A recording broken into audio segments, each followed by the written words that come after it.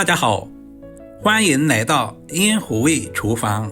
看似非常简单的手撕包菜，其实也有技巧的。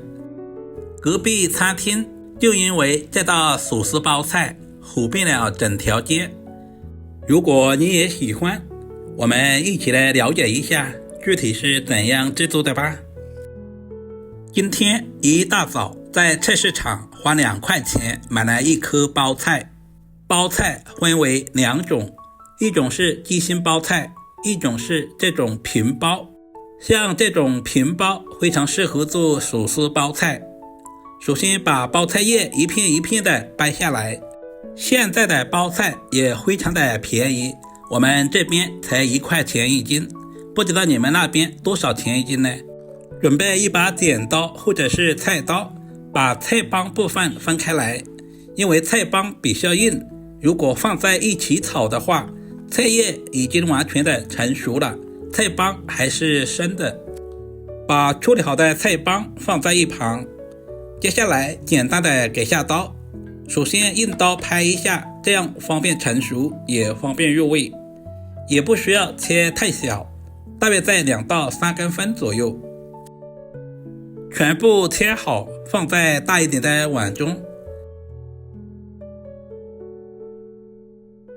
接下来加入少许的食盐，我们要把菜帮腌制一下，这样可以使菜帮在炒制的时候方便成熟，也方便入味。放在一旁腌制5分钟左右。接下来把菜叶撕成小块，这里我们一定要用手撕，千万不能用刀切哦，因为用刀切的包菜炒出来的口感会大打折扣。我们尽可能的撕均匀一些，同样加入1勺食盐，然后再倒满多一点的清水，把包菜清洗一下。因为卖包菜的老爷爷跟我说，他们家的包菜是没有打农药的，里面难免有一些残留的细菌或者是虫卵，食盐有消毒杀菌的作用。放在一旁浸泡10分钟左右。利用这段时间准备1小块五花肉，切成薄片。其实肉不肉都无所谓，我们就要用五花肉里面的油脂来炒包菜，这样炒出来的包菜吃着都有肉的香味。五花肉也不需要切太厚，稍微的切薄一些，这样方便炒出油脂。全部切好，放在盘中备用。准备小把去皮的大蒜，切成稍微细一点的蒜末，这样更容易激发出蒜香味。1小块去皮的老姜，先切成姜丝，最后同样切成稍微细一点的姜末。老姜不仅可以去腥，同时还可以增加食欲。现在的包菜也已经浸泡好了，稍微的清洗一下，去掉表面的一些杂质。我们要多淘洗2遍，经过这样处理一下，我们吃着更加的放心安心。直到把水洗至很清澈，把洗好的包菜直接捞出来，放在竹筛里面控干水分备用。现在的包菜梗也已经腌制好了，腌出了很多的水分。加入食盐腌制过后的包菜梗，吃起来口感爽脆。这里我们不需要加入清水清洗，直接控干水分放在盘中备用。接着简单的调个料汁，碗中加入小半勺的食盐，少许的松茸鲜，少量的白糖，少量的生抽酱油，然后再加入小半勺的玉米淀粉或者是土豆淀粉，加入少许的清水，把调味料化开，充分的搅拌均匀。提前调好料汁，也是节省炒菜的时间。所有食材准备好，我们开始操作。起锅加入1勺猪油，炒至融化，把准备好的五花肉倒在锅中，开小火，把五花肉炒干水分，炒出多余的油脂。整个过程大约要2到3分钟左右。随着温度的升高，五花肉慢慢的炒出了多余的油脂。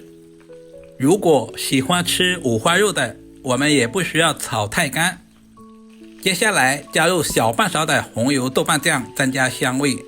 把切好的姜、蒜末以及干辣椒节也倒在锅中，把豆瓣酱炒出香味，炒出红油。干辣椒节一定要提前清洗一下，这样就不容易烧糊。接下来把包菜梗倒在锅中，开大火翻炒均匀，把包菜梗炒至入味。亲爱的朋友们，视频都看到这里了，借您发财的小手点个赞再走呗。您的每一个点赞留言都是我前进最大的动力，非常感谢您一直以来的支持与鼓励。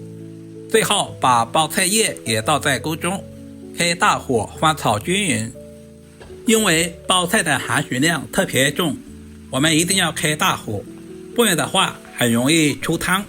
这一步特别的关键，大约翻炒1分钟左右，把包菜的水分炒干。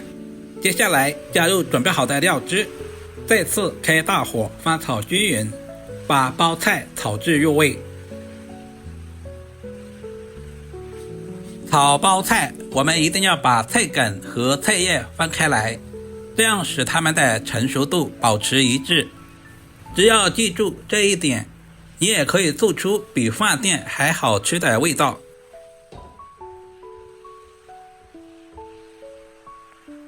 在出锅之前加入切好的葱段，增加香味，稍微的翻炒几下，把香葱炒出香味。包菜叶比较容易熟，我们不能炒太长的时间，不然的话包菜的口感会大打折扣。翻炒成视频中这样就可以出锅装盘了。包菜及甘蓝在我国已有几百年的种植历史，富含维生素 C、维生素 K， 含有钙、钾、镁、铁等各种矿物质，以其丰富的膳食纤维可以帮助消化，预防便秘。每一片菜叶吃足了酱汁，微辣回甘，香辣入味，不管是用来下饭还是下酒都非常的不错。最朴实的食材也是最下饭的灵魂。每天用最简单的食材分享实用的家常美食供大家参考，希望大家能够喜欢。如果视频对您的厨艺有一点点帮助，就麻烦点个订阅支持鼓励一下。好了，视频就简单的分享到这里啦，我们下个视频再见吧。